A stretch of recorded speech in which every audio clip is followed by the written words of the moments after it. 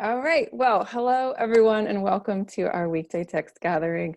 I hope you are all staying well and safe wherever you are in the world. Today is day 105 in the Circle's text reading calendar, and that means we are scheduled for a review of Chapter 6, The Lessons of Love. But what we decided to do on review days is to host an open Q&A.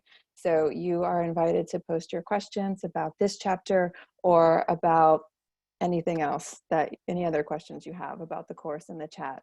Robert has already warned me that he doesn't necessarily relish the speed rounds, so we probably won't get to all of your questions, but we will certainly do our best.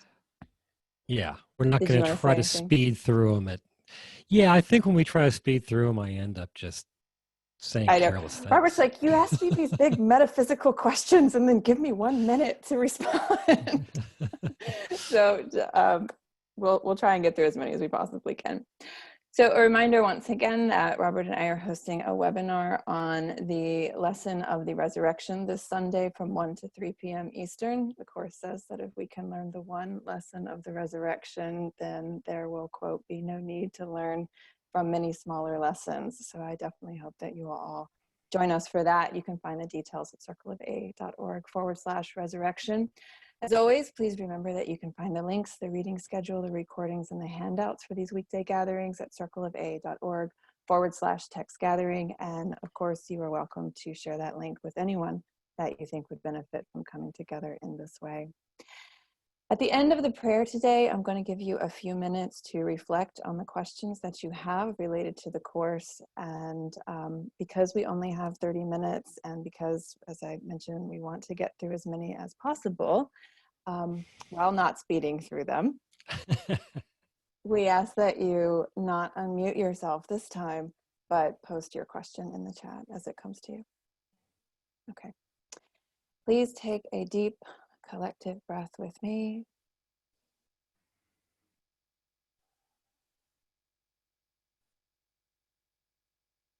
And bow your head in prayer.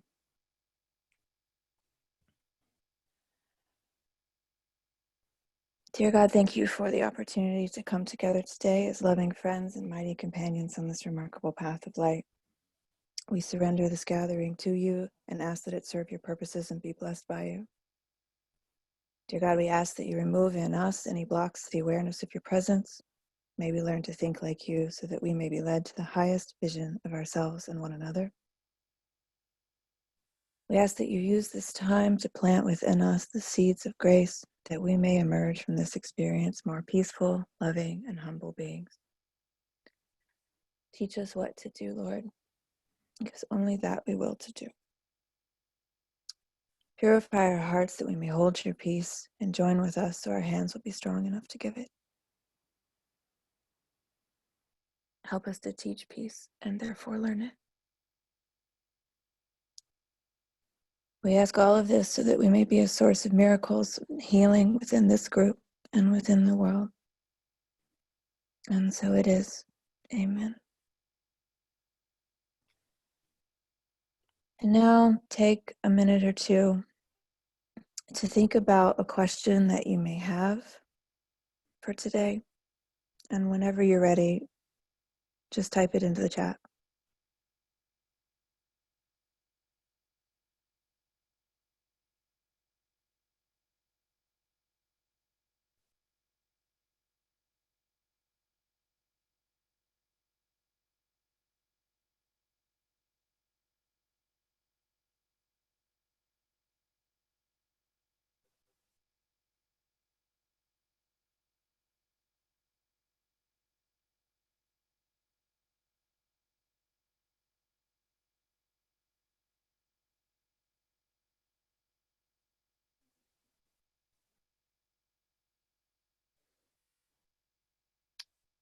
Okay.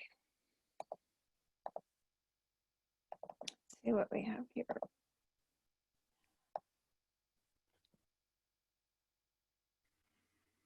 Oh, hi everyone. So many people from all over the world. Okay, Bill and Sue. Hi guys. Today, the first lesson of the Holy Spirit is to Have all, give all to all. How does this reconcile with asking the Holy Spirit which miracles to give if we're supposed to give all to all?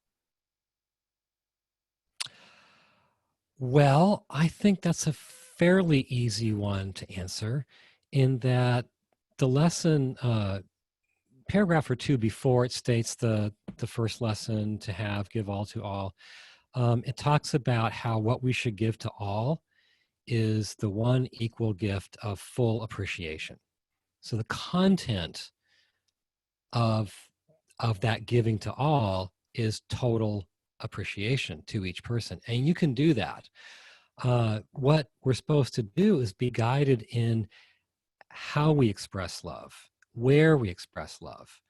We're not meant to give particular things in form uh, in all cases where we feel the impulse to do so.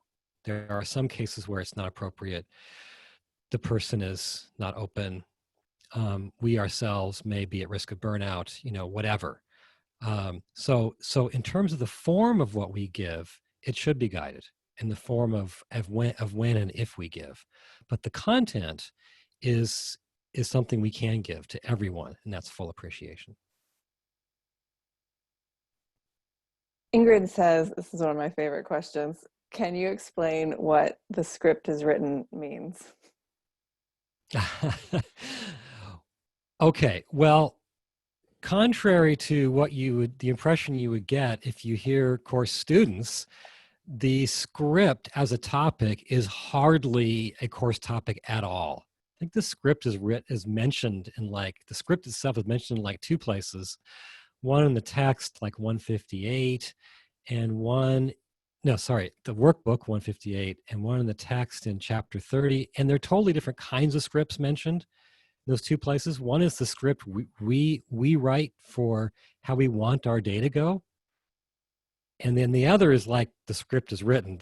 That's the workbook lesson that says the script is written.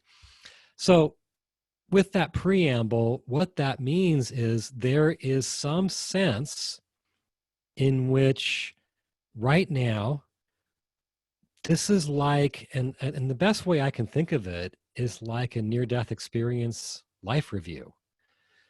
In NDEs where people go back and review their lives. And very often they talk about it as not just a reviewing, but a total reliving, a re-experiencing. Okay, but they're re-experiencing something that's over. They can't introduce any changes into it because it literally is over. Well, according to the course, this is my best understanding of a very, very difficult teaching that I've pondered and revised myself on over a long period of time. According to the course, there's a sense in which that's what's going on right now.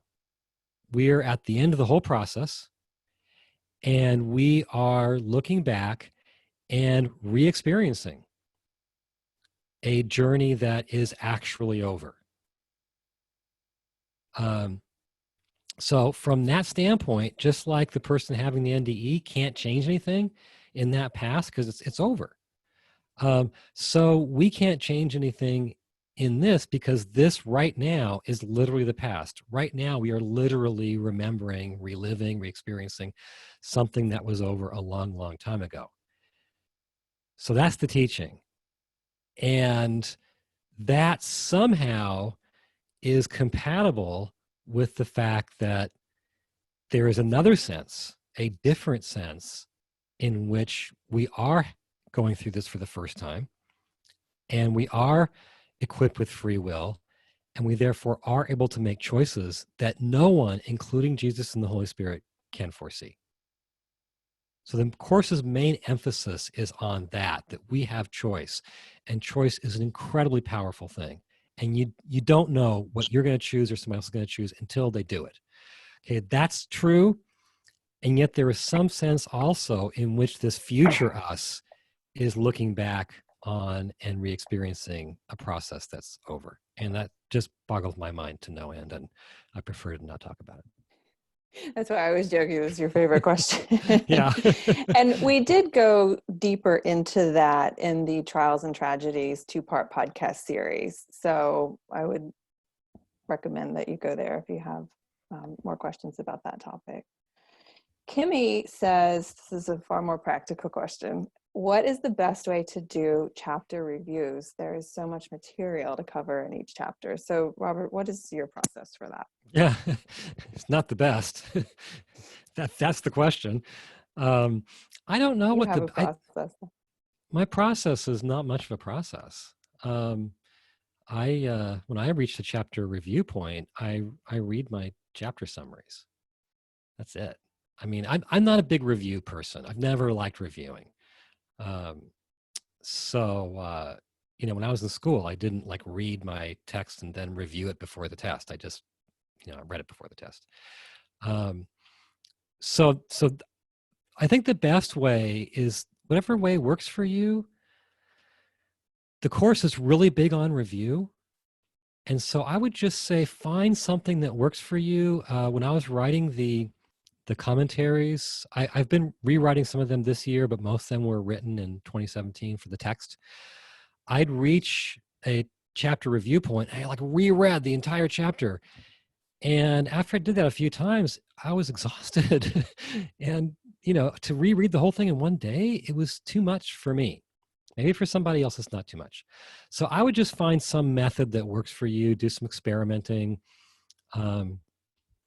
Maybe you skim a few sections, maybe, who knows? Ask for guidance, but don't follow my example necessarily. Great. So I have a question concerning prayer. I completely comprehend prayer as an expression of gratitude. What I don't understand is prayer for an outcome. Isn't everything already decided and set exactly as it should be? I'm going to do a podcast on the Song of Prayer. Yeah. On the ladder. Okay. The course has its own approach to prayer, and you really see this in the 145 lengthy prayers in the workbook, most all of which are in part 2 of the workbook. It's 140 in part 2. And I've taken those prayers very seriously over time, used them, prayed them. They're obviously meant to be prayed because they're written in first person as if, they're our prayer. And they embody a whole approach to prayer, which I think is a beautiful, beautiful approach. And in this approach, there's a very trusting, intimate sense of connection with God. We trust that He's there, wanting us to have everything, giving us everything all the time. And so in those prayers, we are just really we're not trying to change His mind. We're trying to change our minds to open to receive the gifts He's always giving us. And those are gifts for our journey, which means there's almost zero focus on praying for external outcomes in those prayers. There's one prayer, which is 242, that talks about the things we want on the outside in our lives, the normal object of our prayers. And it simply says, I do not ask for anything, or we do not ask for anything that we may think we want. Give us instead what you would have received by us. You know all our desires and our wants, and you will give us all things that we need and that will help us find the way to you.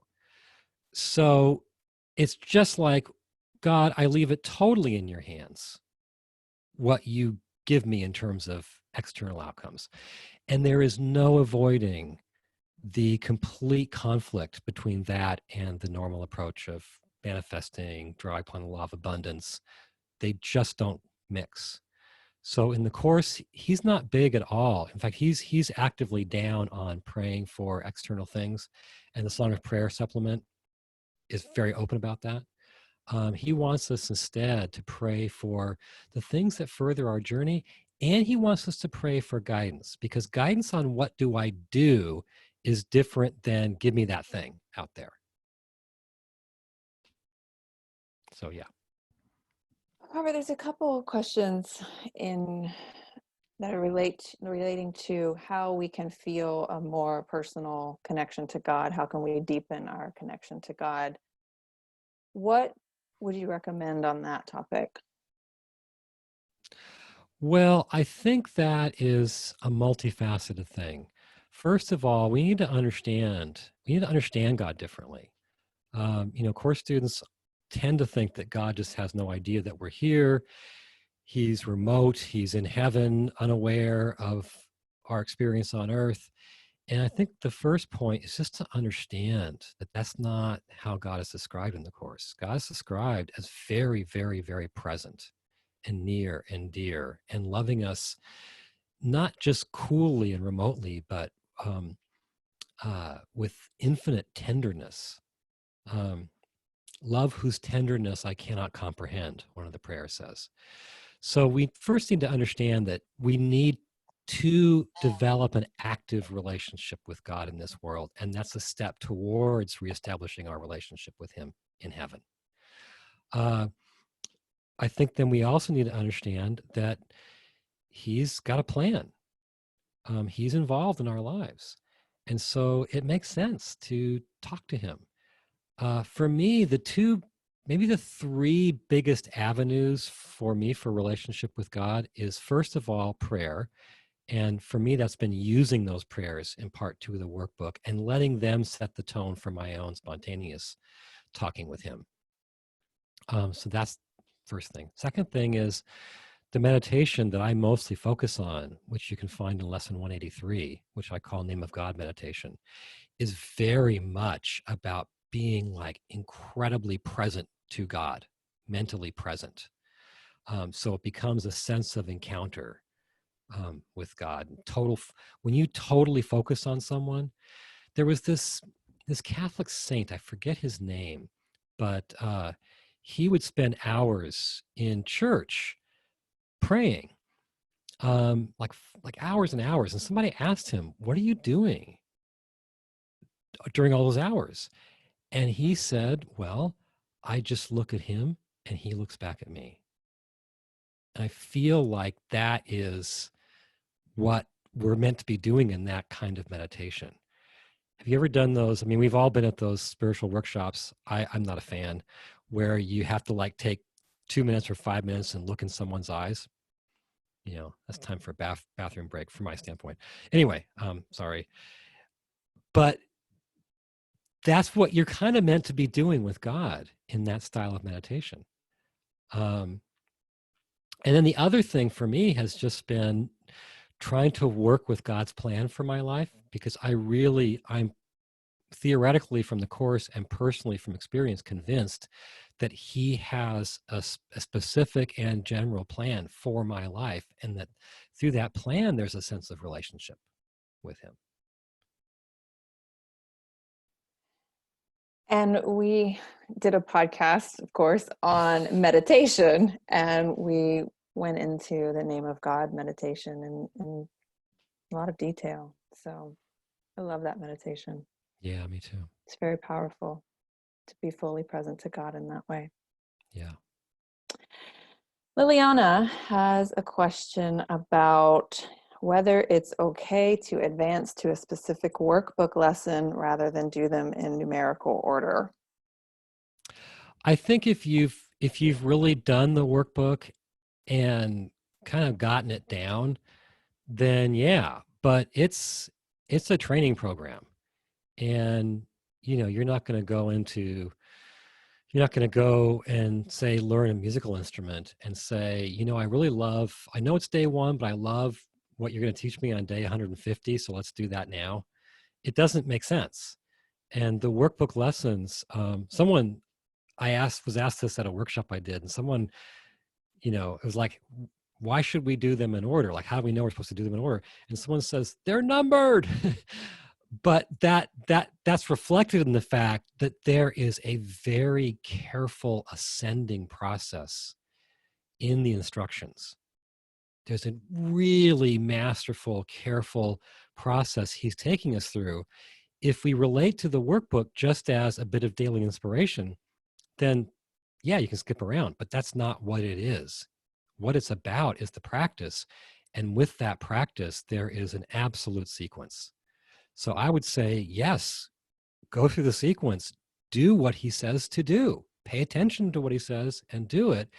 And if you've really kind of internalize that kind of practice through going through the workbook in that way, probably a few or several times. It doesn't take most of us just once. Then skip around, sure, but not if you need to be trained by the workbook. Absolutely don't skip around then. So speaking of skipping around, I'm going to skip around on the question Okay. a bit. Nice segue there. And Sandra says, I'm living with chronic pain, as so many are. Do you have any suggestions from the course?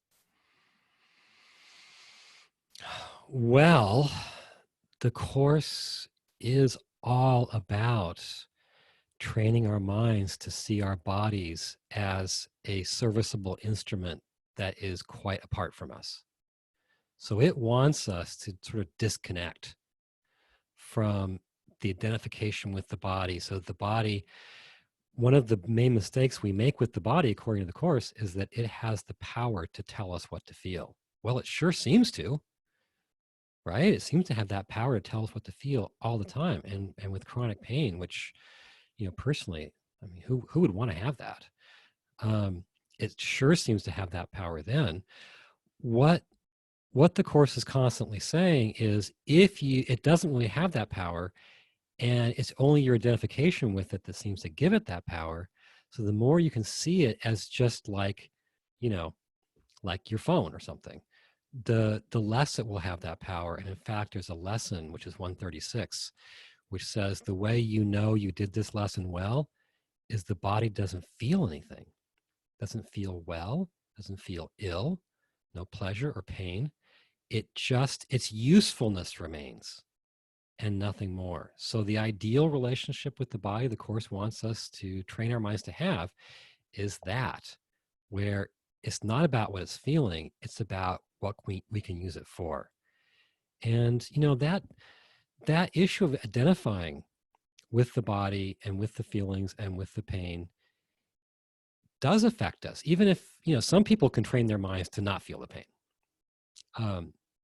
But even if you aren't one of those people, just the detachment from the body, not adding the emotional distress that comes with the physical pain, not adding the emotional distress that comes with identifying with a body in pain, that has to affect one's experience. And even if it takes only 30% of it away for now, that's got to be worth it. Terry says, can you elaborate on the core teaching that in my defenselessness, my safety lies, in terms of how we are reacting to the pandemic?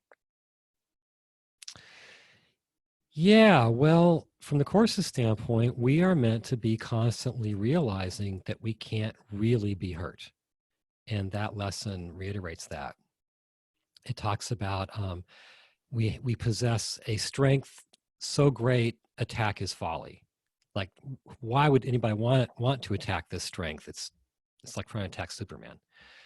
At the same time, we don't walk out in front of traffic. And I think we realize that we're at a certain point in our development. So from my standpoint, Jesus could offer himself up to be crucified and be fine. It was a walk in the park, I think, for him in certain way. I mean, I don't know how much of a challenge it was, but I think at that point in his development, he wasn't undergoing pain, and therefore he also wasn't in any need to defend himself. I think that while we're on the way there, we've not yet realized our invulnerability, and we just behave accordingly. And I think we follow our guidance. If our guidance says put a face mask on, do it, but without fear, and while reminding yourself that you can't be hurt, and even if your body gets sick, you aren't sick. So I think it's a dance we have to do, and we're always doing it. Like I say, you don't just walk out in front of traffic, you don't leap off tall buildings, even if in point of fact you are invulnerable. Michael asked the question, can you address the role of creativity as it is referenced by the course? And that is a big question with a big answer. And What I want to do though is we did of course, a podcast on it a long time ago, but it got pulled down, and I'm going to post it in the Facebook group.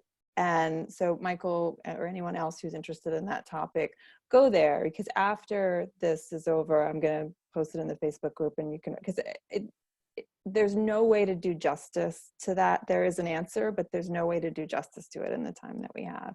We spent an hour on it before, but it's, of course, the result of that podcast has remained with me. It's a very, very big and important topic. And there's an article that it's based on, which I assume is up on the site currently. Oh, that's right. Yeah, if you go to circleofa.org and the library of articles, I think it's called The Creative Impulse. Yeah, I think it is. Yeah. Yeah. Okay. Lorraine says, do you think we choose our parents within the illusion so that we can realize maximum? All right, Norm. I think, yeah, okay. Norm, stop. Okay, so that's hilarious. I think that we do. I think we probably do from two different standpoints. One is we choose everything in the dream kind of to reinforce the ego. And the other is we choose things in the dream for the sake of the lessons involved. And there is, in I think paragraph 2, the second paragraph in chapter 3 in the CE, that is addressed. That talks about somebody who is developmentally disabled, that they chose that condition, and everyone involved, parents and others, chose to be part of that situation presumably before they came in. So there is a reference in the CE, it wasn't in the FIP edition, to this very popular idea that we choose our life circumstances before coming in, which I personally think is completely true. Oh, we have so many questions here, and we could go a little bit late. Some people, a lot of people sign off at the half-hour mark, which is fine, and we can still go on for a bit with the questions. Okay. Last time we had a Q&A, and I forced us to stay over. You didn't love it. All right. Well, I have a class that that's true. Not entirely prepared for coming up. And that was the reason last As time. usual, yeah. Jeremy says, I want this Zoom group to be longer than half hour. Is that possible? It kind of is every day, isn't it? I mean, we usually kind of bump up against the 10:40 mark. Yeah. Okay. Maureen says, can you share your quick definition of salvation? I added the word quick, but can you share your definition of salvation? Well, I would look up salvation in a dictionary, because it doesn't just pertain to Christian salvation, like going to heaven rather than hell. Salvation's a word that's broader than that, even in normal English usage. I know I'm making this longer than I should. It's just like total deliverance from everything one would want deliverance from. And in the Course, that's a really total thing. You know, it's deliverance from all the strictures of body and ego and pain and suffering, limitation, etc. I guess I'll leave it at that. There's probably, there's a little tiny glossary in the back of the CE. Look in that. We also have an online glossary on the Circle's website, circleof.org. So look there. That's such a classic example of what we're doing here. I'm like, Robert, can you define salvation, and just can you make it quick, because we've got some more questions. Eileen says, do you ever take a break from reading the Course or imagine a day when you're done? I can answer that. No, there is no being done with this. No, I think the Course's wisdom is so oceanic, so deep, broad, high. I can't imagine being done or wanting, I've read a lot of other spiritual teachings, and it just seems like, why even go there when I've got this ocean here? Okay. There's comments And I'm trying to weed through the comments to the questions.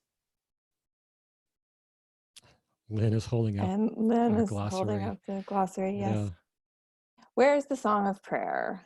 So do you want to say why the Song of Prayer isn't in the CE?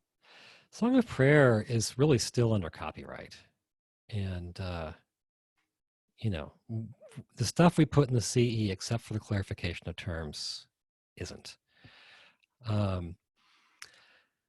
We could conceivably go to the Foundation for Inner Peace and say, hey, could you let us put the Song of Prayer and psychotherapy in the CE? But I think that would be really kind of not very respectful. Did that with clarification of terms, and they were really gracious about that. Yeah. Wonderfully gracious. And that's why it's in there. But the Song of Prayer is available in the FIP edition. Do they sell it separately at all anymore? I think they do sell it in their bookstore. Okay, I was trying to get them many years ago to put Psychotherapy, Song of Prayer, and Helen's Gifts of God, the Scribing from Jesus, not the poems, in one little volume together. Any luck with that? I wish, no. Last question. John says, what is the best indie ebook that you recommend? There's a lot of great ones, but my favorite one is Lessons from the Light by Kenneth Ring. It's about the philosophical lessons to be derived from people's NDEs, what they derived and what people who simply read about NDEs have, how they've benefited from those same lessons. Because NDEs, they aren't just, leave your body and go into the tunnel and all that. There's usually a lot of kind of philosophical content imparted to people. And that's what Lessons from the Light is about. I love that book. Believe it or not, I think we got through all the questions. No way. Yeah. So that's it for today. Wait, everybody. I see one from Norm. Oh, oh, I love this question. So Norm, I will let anybody who has to go, but this is a great question. Can you address Jesus asking us to forget this course and come with empty hands? Yeah, he didn't get the words exactly right, but yeah, wholly empty hands. Forget this world, forget this course, and come with wholly empty hands unto your God. Yeah, that's lesson 189. And if you've really paid attention to the workbook practice instructions up until that point, those are practice instructions. And it's a whole long paragraph in which you're instructed to forget everything in this world during your meditation. Okay, if you forget everything in this world at other times and you succeed, you don't know how to operate a toaster, you don't know how to do anything. I mean, it's not practical. That's a meditation instruction, which shouldn't surprise anyone, because in meditation, you are supposed to be mulling over course passages and, thinking about course theory and all that, or thinking about anything except whatever you're focusing on. I do think it's kind of not a great commentary that course students love that so much. What does that say about our ambivalent relationship with the book? Yeah, my favorite part is where this book I love says, forget this book. I just think that's a bit weird that we love that so much. But absolutely, it is not a general comment, or it would be the last line of the course. And we still got, 176 lessons to go, and a whole other volume now for teachers. And I just think that we just need to get clear that is a really effective and logical meditation instruction, period. I knew you'd have some things to say about that one. All right. So everyone, we will see you tomorrow when we begin chapter 7, the extension of the kingdom, and look forward to seeing all of your smiling faces. Then I will unmute and we can say goodbye. Bye, everybody. Bye. Bye. Hey, thank you. Bye. Bye. Have a wonderful day. Thanks, everyone.